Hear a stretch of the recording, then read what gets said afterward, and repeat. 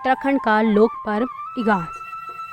उत्तराखंड के जनमानस के दिलों में बसा यह पर्व दीपावली की जगमगाहट के 11 दिन बाद पहाड़ों में मनाए जाने वाला लोक पर्व, जिसे बूढ़ी दीपावली इगास भी कहा जाता है।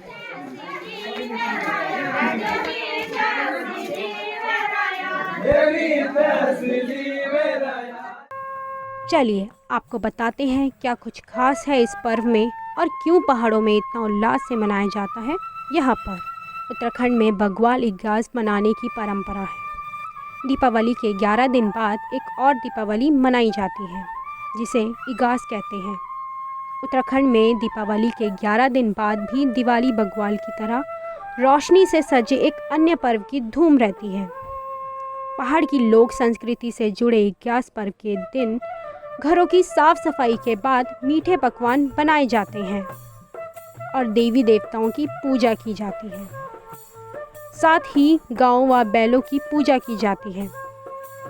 शाम के वक्त गांव के किसी खाली खेत अथवा खलिहान में नृत्य के भैलो खेला जाता है। भैलो एक प्रकार की मशाल होती है, जिसे नृत्य के दौरान घुमाया जाता है। इगास पर्व को लेकर मान्यता है कि अमावस्या के दिन लक्ष्मी जागृत होती है, जबकि हरिबोधिनी एकादशी यानी इगास पर्व पर श्री हरि यज्ञ व्यवस्था से जागृत होते हैं। इस दिन विष्णु की पूजा का विधान है। देखा जाए तो उत्तराखंड में कार्तिक कृष्ण त्रयोदशी से ही दीप पर्व शुरू हो जाता है, जो कि कार्तिक शुक्ल एकादशी यानी हरिबोधिनी एकादशी तक चलता है। इसे ही इगास बग्वाल कहा जाता है। ऐसा करने से माँ लक्ष्मी सभी के कष्टों को दूर करने के साथ ही सुख समृद्धि देती है। इन दोनों दिनों में सुबह से लेकर दोपहर तक गोवंश की पूजा की जाती है। मलेशियों के लिए भात, झंगोरा, बाणी, मंडवे आदि से आहार तैयार किया जाता है, जिसे परात में कई तरह के फूलों से सजाया जाता है। सबसे पहले मलेशियों के पांव धोए जाते हैं और फिर दीप धूप जलाकर उनकी पूजा की जाती है। माथे पर हल्दी का टीका और सींगों पर सरसों का तेल लगाकर उन्हें परात में सजा अन्नग्रास दिया जाता है। इसे गोग्रास कहते हैं। बग्वाल और इगास को घरों में पूड़ी, स्वाली, पकौड़ी, भूड़ा आदि पकवान बनाकर उन सभी परिवारों में बांटे जाते हैं जिनकी बग्वाल नहीं होती। पौराणिक मान्यताओं के अनुसार श्री राम के वनवास से अयोध्या लौटने पर लोगों ने कार्तिक कृष्ण अमावस्या को दिए जलाकर उनका स्वागत किया था। गढ़वाल क्षेत्र में राम के लौटने की सूचना दीपावली के 11 दिन बाद कार्तिक शुक्ल एकादशी को मिली। इसीलिए ग्रामीणों ने अपनी खुशी जाहिर करते हुए एकादशी को दीपावली का उत्सव मनाया। मान्यता यह भी है कि गढ़वाल राज्य के सेनापति वीरभद्र माथो सिंह भंडारी जब दीपावली पर्व पर लड़ाई से वापस नहीं लौटे तो जनता इससे काफ़ी दुखी हुई और उन्होंने उत्सव नहीं मनाया। इसके ठीक 11 दिन बाद एकादशी को वह लड़ाई से लौटे। तब उनके लौटने की खुशी में दीपावली मनाई गई। इगास पर्व नाम दिया गया।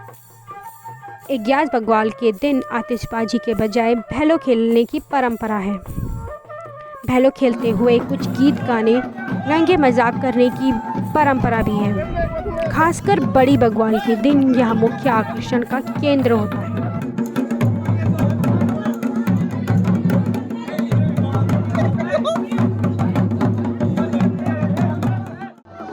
बग्वाल वाले दिन भैलो खेलने की परंपरा पहाड़ में सदियों पुरानी है।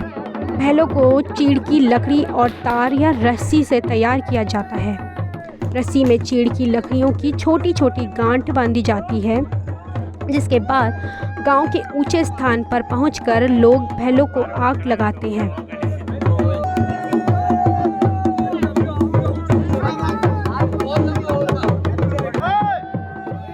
दीपावली होती है हमारे यहाँ, दीपावली मनाते हैं और बढ़िया मनाते हैं।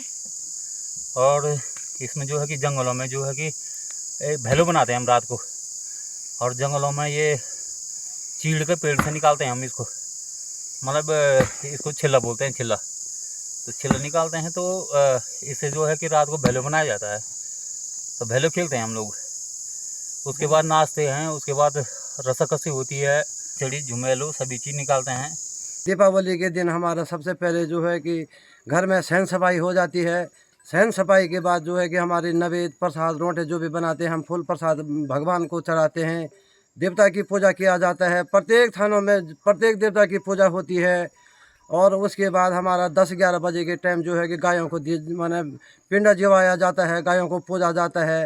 ये हमारी परंपरा है। और उसके बाद जो है कि हम शाम के टाइम पे जब हमारे सारे गांव वाले नवयुवक बुजुर्ग संघ कोई भी महिला लोग एक जगह में इकट्ठा होकर के हमारे जो परंपरा है पहले से जो परंपरा चली आई है भैलो का त्यौहार मनाया जाता है।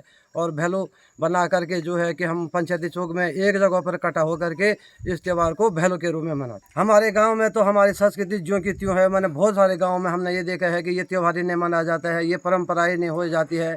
लेकिन हमारे बुजुर्गों से अभी तक हमारे ये गाँव में ये त्यौहार बराबर मनाया जाता है। और आने वाले दिनों में भी अपने भावी पीढ़ियों को भी हम ये बोलेंगे इस त्यौहार को बराबर मनाया जाए। युवा, महिलाएं, बुजुर्ग अपने जो महत्वपूर्ण त्यौहार हैं, जो हमारे हिंदू परंपराओं के अनुसार, जो धार्मिक मान्यताओं के अनुसार जो त्यौहार हैं, उनको आज भी उसी तरह से उसी उत्साह के साथ मनाते हैं। और एक एक चीज़ आपको बताएंगे कि इस गांव में किस तरह से दीपावली का दिन जो होता है उसको किस तरह से भव्य मनाया जाता है। और जो चीज़ें पौराणिक और बुजुर्गों से जो इन लोगों ने सीखी है उसको आज भी ज़िंदा रखे हुए हैं। यहाँ का युवा उसी तरह से उत्साहित है अपने त्योहारों के लिए जितना यहाँ का बुजुर्ग है। हालांकि कुछ चीज़ें पुराने ज़माने के हिसाब से कुछ कम हुई होंगी, लेकिन दीपावली, होली के टाइम पे इस गांव की एक परंपरा रही है कि जो जिन जगहों पे अपने रोज़गार और शिक्षा के लिए गए हैं वो दीपावली और होली के दिन अपने घरों को लौटते हैं और अपने बच्चों के साथ इस त्योहारों को भव्य बनाते हैं। दीपावली होती है हमारे यहाँ, दीपावली मनाते हैं और बढ़िया मनाते हैं। और इसमें जो है कि जंगलों में जो है कि भैलो बनाते हैं हम रात को। और जंगलों में ये चीड़ के पेड़ से निकालते हैं हम इसको, मतलब इसको छिल्ला बोलते हैं, छिल्ला। तो छिल्ला निकालते हैं तो इससे जो है कि रात को भैलो बनाया जाता है। तो भैलो खेलते हैं हम लोग। उसके बाद नाचते हैं, उसके बाद रस्साकसी होती है, चिड़ी झुमेलू सभी चीज़ निकालते हैं। इसे खेलने वाली रस्सी को पकड़कर सावधानीपूर्वक उसे सिर के ऊपर से घुमाते हुए नृत्य करते हैं। इसे ही भैलो खेलना कहा जाता है। विकास के दिन आज भी ग्रामीण क्षेत्रों में भव्य और उत्साह के साथ मनाया जाता है।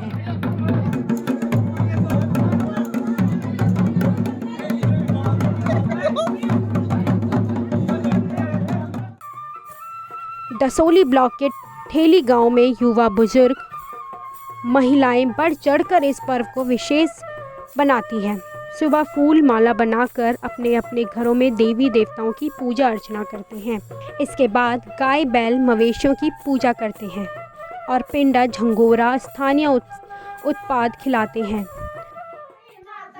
रात को सभी ग्रामीण पंचायती चौक पर आकर इस संस्कृति के अनुरूप इसे मनाते हैं। इस दौरान चांचुड़ी, चौफुला और भेलो चीड़ की लकड़ी से तैयार कर बनाते हैं, खेलते हैं।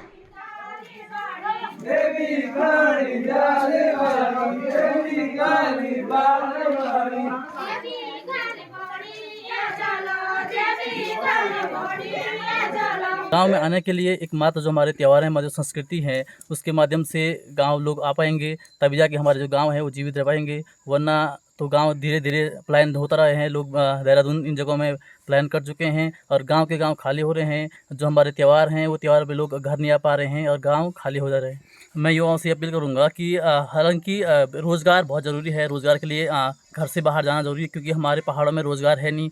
और साथ ही साथ हमारी जो संस्कृति है उसके लिए गांव में आना ज़रूरी होगा। लेकिन इसके लिए कैसे आ पाएंगे? जो हमारे रोज़गार हैं, जो हमारे त्यौहार हैं, उन त्योहारों विशेषकर अपना जो समय है, समय निकाल के गाँव में आकर के सब लोगों के साथ इस संस्कृति को जीवित रखना पड़ेगा। सबसे पहले पीनु पूजना है।